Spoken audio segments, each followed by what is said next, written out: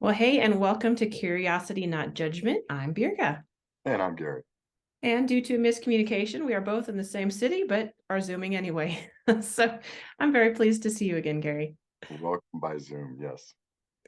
Well, I started this week that has have lots of challenges in it with a pretty stinky frame of mind. I'm going to go ahead and just be candid about that up front. I had a pretty dismal thought day on Monday.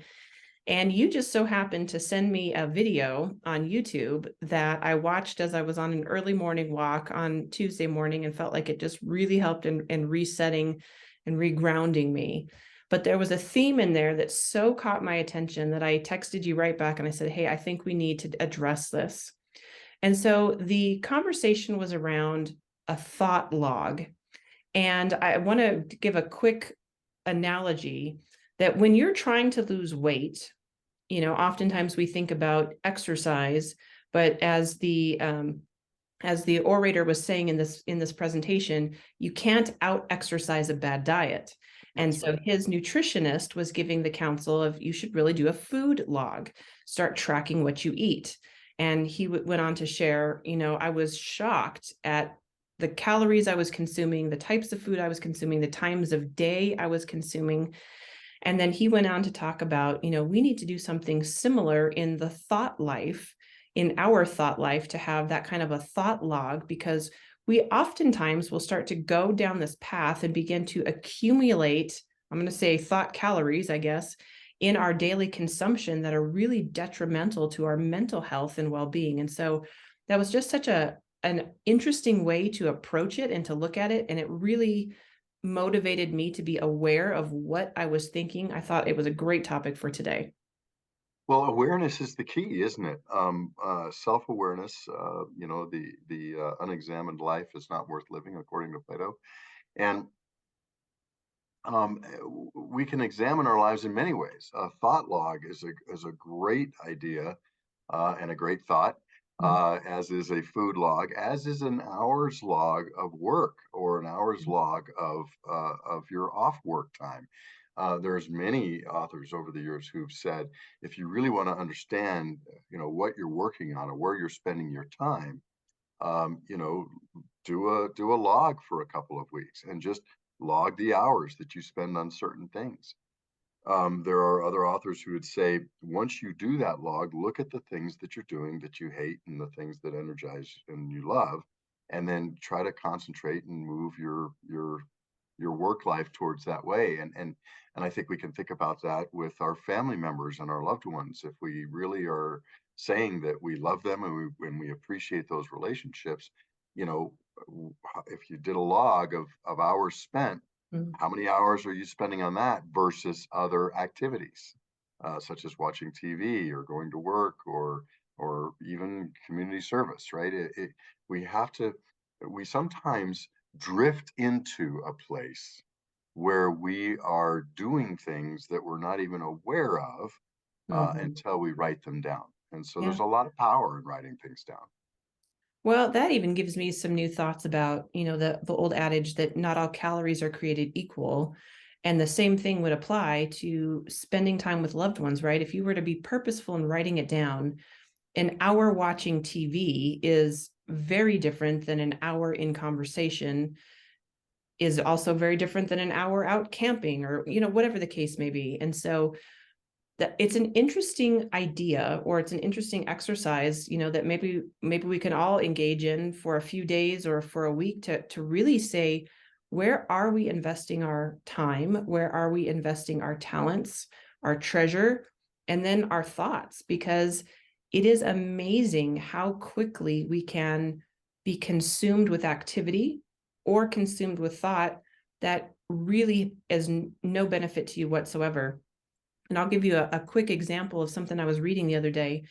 That have you ever heard the term doom scrolling? Oh, No, I hadn't either. sounds So terrible. it was an article about doom scrolling, that we as human beings are interested and somehow compelled to absorb bad news. And so we can, without realizing it, get into a pattern where we're doom scrolling, going through a social media feed or a news feed from one bad news article to the next. And they Mm. equated it to that issue where, you see a car accident and you can't look away. There's something that draws your attention. There's the morbid part, the fascination with crisis or chaos. And so again, we can get into that place mentally very quickly where our time, our energy, and our effort is being consumed with not great calories, right?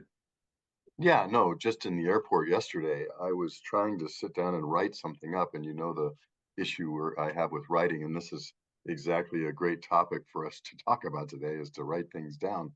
And I was in the middle of doing that, and then something flashed across my screen, which I thought I had turned that notification off. And then okay, I'll use your term. I doom scrolled on that for 20 minutes instead of things that I could have been doing more productively. And even the things that you do, you could do more productively. When we did when we were assessing as a family our TV watching when the kids were teenagers, I remember we implemented a rule, and you've heard me talk about this before, where you could not watch TV just by yourself, and the TV could not just be on. This Mm, is back in those days of VCRs and recording things, but we would say, look, you have to record everything. You have to find another family member and sit down and watch something together. So at least if you're going to have TV time, you're going to do it together, and you're going to have a discussion about it, or at least have some redeeming value, right? And mm, and also it kept you from doing things that you just shouldn't be watching because you can't even get another family member to sit down and watch it with you, right? But the point is, even things that you think are bad, you could turn into good with a tiny tweak sometimes, mm, right? And so and so back to your doom scrolling, I I really do. I know this to be true, even though I'm not great at it. But when you are going down a path in your thought life that is not productive and isn't helping you, we have the power to choose otherwise. sure. I'm not saying it's easy. I am not saying it's easy. And we are not here to talk about mental health issues and try to solve them. So if you've got Right. a true mental health issue that needs to be dealt with, please, get the appropriate medical help. However, uh, generally, usually, if we're going down a path that's not helpful, then we can change that path. We can say, hold on, I recognize that I'm doing this, and I Mm, don't want to do this anymore, and I'm going to yeah. switch to something that's more healthy. Yeah, absolutely. But I think that's going back to that principle of logging your thoughts, is just bringing that to your own awareness, because sometimes it's minutes and you can catch yourself, sometimes it's hours, or even days. And when you've gotten into that prolonged period of time where you've been in this really negative frame of mind, you've been obsessing about certain things in your life that are perhaps out of your control, or worries about the future, you sometimes have to have an external interrupt. And it might just be the fact that you are recording what you're thinking, that you can begin to see it written down, like, oh my goodness, I have spent 6 hours today thinking about this thing that I can't change. And you just said a great thing there. I can't change. One of the triggers in being curious instead of judgmental is to ask a question, right? Mm, And so when you're in the middle of this doom scrolling, if you were to simply stop and say, uh, "Can I affect a change in this area? Is there anything I can do? Is this in my control?" Covey used to have these things called circles of control or circles of influence, and he used to say, what is the things in life that you can control? yeah. Can you control anything that you see on the national news? Can you control anything that you see in your local PTA meeting? Maybe you can. Maybe you can influence it. Can you control it? Probably not.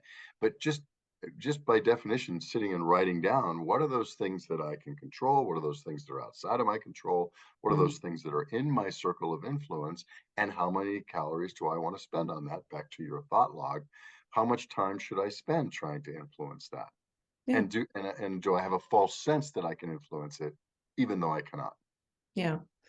And I don't want to make a one-to-one correlation between food journaling and thought journaling, or thought logging.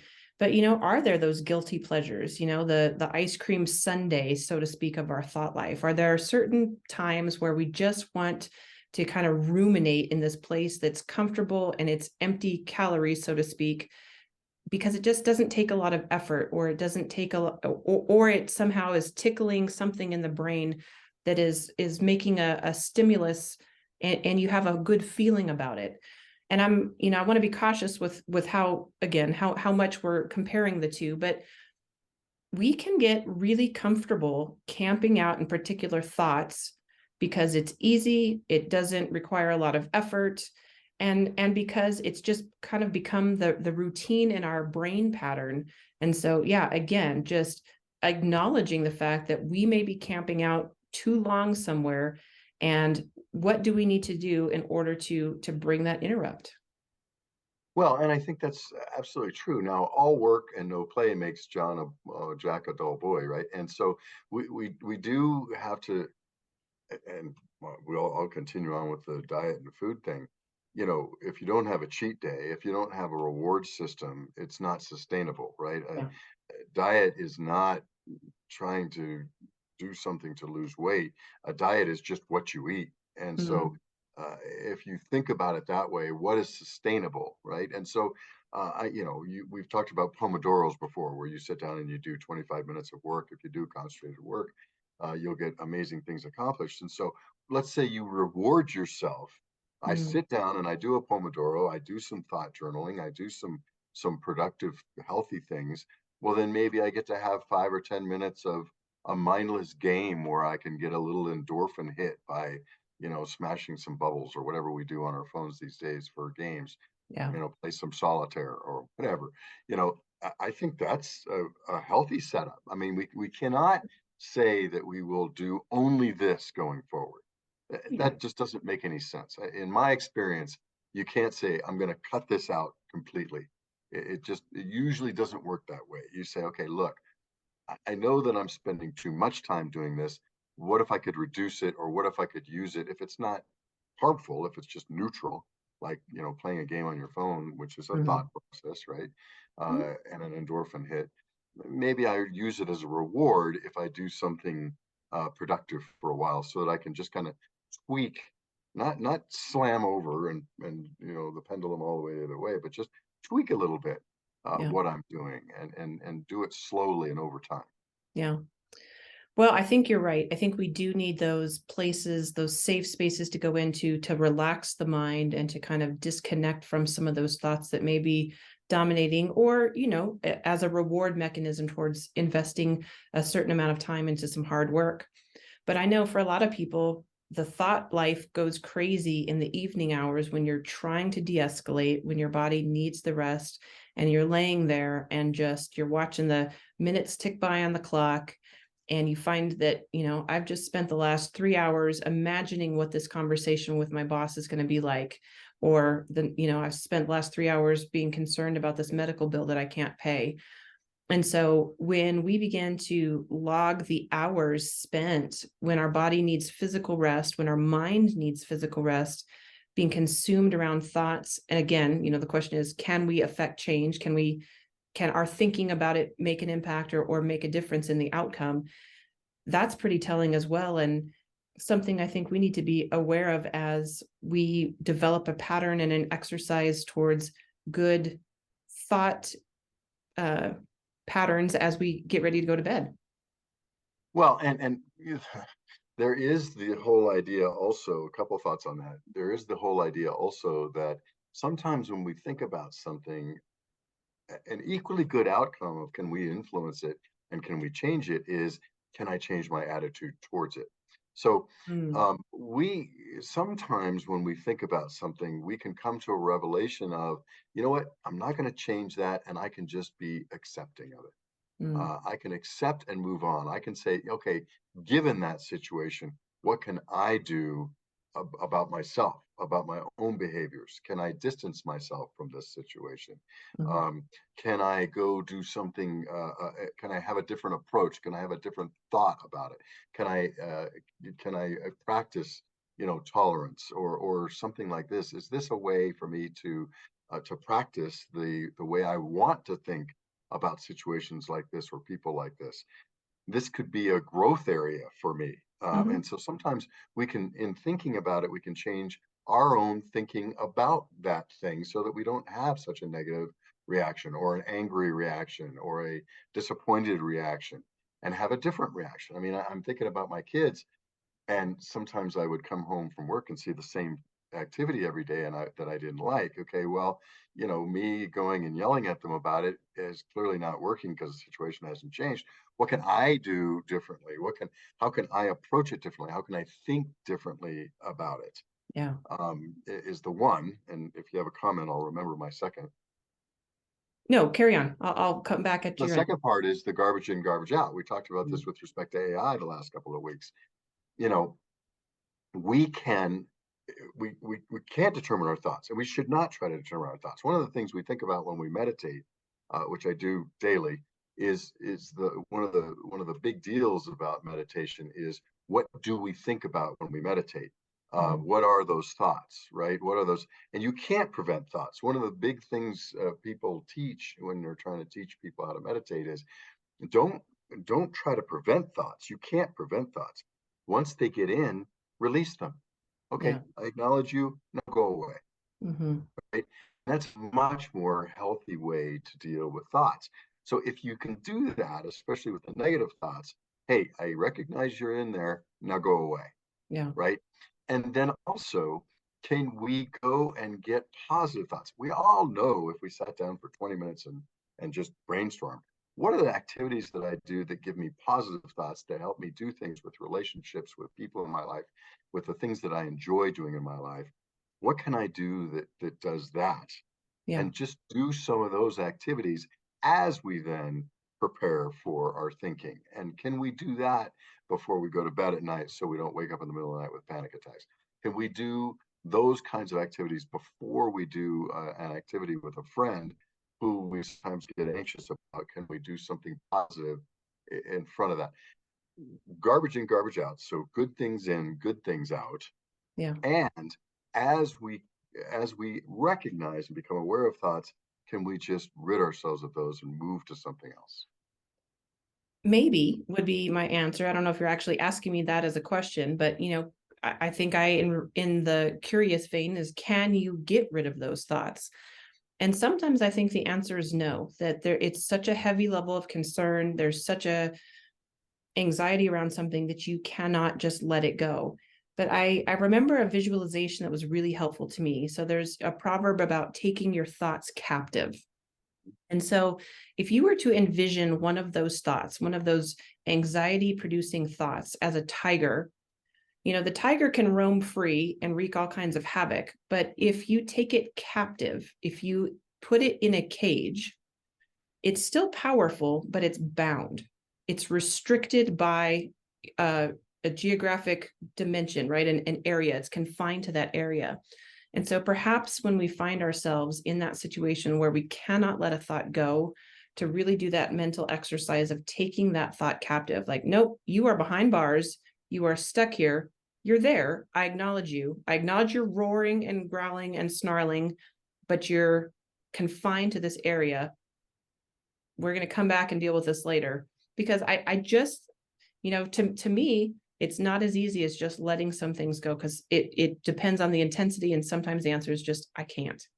I can't, and I get that, and you're right. Now there is another school of thought. David Allen brought this out back in the 80s and 90s, and that was that he talked about nagging unfinished tasks, and so things that just keep coming after you, keep coming Mm, after you, keep coming after you.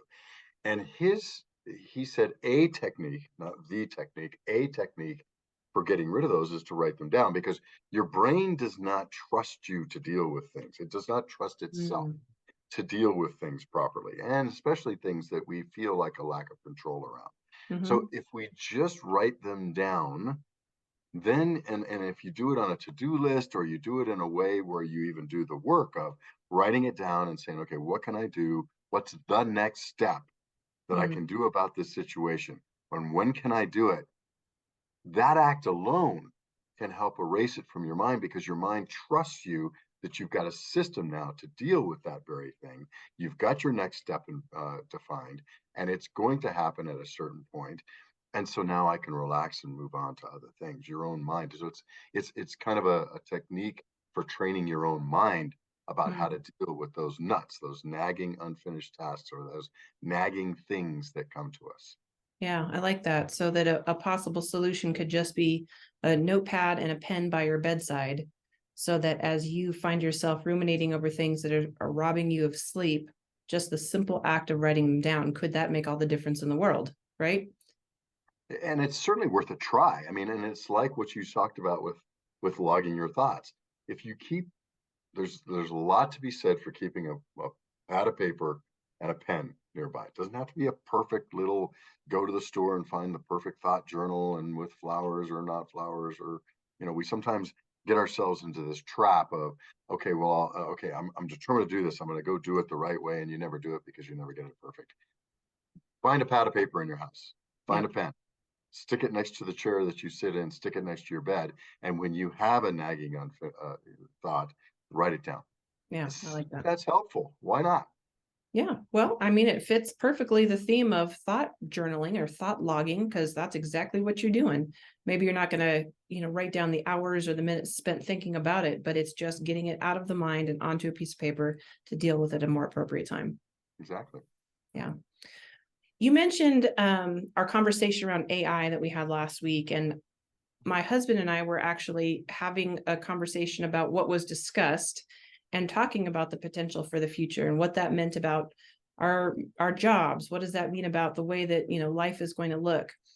And I know for me, I'm sure I'm not the only one, but I can really start to get into a place of fear in forward thinking, thinking about what if this comes to pass, or what if this comes to pass in such a way that my work is disrupted, or the things that I'm comfortable in presently are totally undone. And so I have to be aware also, and as I'm doing my thought logging, that fear of the future, because it's unpredictable, it's uncertain, but that is absolutely something I cannot control. I can't control how much AI is going to impact our industries. I cannot control how much AI is going to, dictate the way that governmental policies are made. So then again, going back to that, being very mindful of what we're thinking and how much time we're spending thinking about it, and how much of our peace is potentially being robbed in those moments. I think I need to be hyper aware of the time that I devote to that future projecting. Yes. My goodness, so many thoughts on that. I'm gonna mess up this great Mark Twain quote, but what I heard when I saw the quote was, um, "In my over my life, I've been fearful of many things, none of which ever came true." Hmm. The acrostic for fear is false expectations appearing real. Yeah. And we do rob ourselves. We rob the present of this future thing. I just recently rewatched a movie I hadn't seen in decades called When Harry Met Sally, and Hmm. they're having this conversation. And Sally's like this, hey, everything's great, glass, mostly full, and he's this like glass half empty. Hey, the world's terrible, and I'm a cynic, and she's like, yeah, but you can think of all those terrible things, and that's great that you have that capability of thinking all that. But my goodness, don't you want to be happy sometimes in the middle of all that? And it's that classic back and forth of, Yeah. we want to be prepared, we want to be cognizant of the world around us, and stay safe and Mhm. secure, and keep our families and our loved ones safe and secure. But on the other hand, if that's all we're doing, are we enjoying the blessings that we do have? Are we Yeah. enjoying the moment that we have right now? And I think the answer to that, and is that word that I hate, balance. Mhm. You have to have a meaningful portfolio of being secure enough that you're doing the best you can right now, and you know what, it's good, and I can just enjoy this. Okay, I've got an input, write it down. I need to deal with this at some point, and I should think about that in the future. I will say though that I've had lots of conversations about this since we those last two in particular, podcasts, and I'm more convinced than ever that we have all got to start asking ourselves some questions about being what Bronson said, human beings versus human doings, and Mm. identify ourselves as to who we are and what we want to become as people, become as people, as opposed to what we want to do in life. And I think that many people who talk about going through and thinking about even your yearly goals, let alone your life goals, often come to the point of have some habit goals that set you up for becoming a certain type of person, and then some doing goals, some accomplishment type goals that say, okay, here's where the things I need to accomplish to feel like I'm, worthy of being on the planet, which, even saying that out loud kind of tells you that we are human beings, not human doings, and we should be focusing more on relationships and who we are as people, and are we happy with that? Mm, And what minor tweaks do we need to do? Not wholesale throw things out. Then what do I want to accomplish next year, or in 5 years, or in 20 years? Which we can really get ourselves obsessed with that. Who cares what AI is going to do with us in 20 years? mm, On one level, right? Will we be doing things differently in the future? Yes, by definition. Will right. AI have an influence on it? Yes.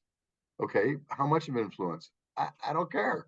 I need to set myself up as much as possible for success and not put my head in the sand. On the other hand, I've got to be able to, go out to dinner with friends and enjoy the evening.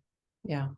Well, I think a good concluding, sum it up is, be aware of what you're thinking and how much time you're devoting to future worries versus being engaged and fully present in the now. And so perhaps a thought log is something that is helpful to us as we begin to navigate that space. And just write down things, and you can categorize them: things I can have control over, things I can't, Yeah. things in the future, things in the past, things in the present. What are those categories of things, and am I happy with that? Would I like to change that up, and can I start to kind of tweak my brain towards more productive thoughts, more healthy thoughts, things that make me happier, more full of joy, versus things that are unproductive and bring me to a place of sadness? Yeah. Good questions to ask. Well, Gary, I always love talking to you. So we'll do it again next week and maybe be in the same room.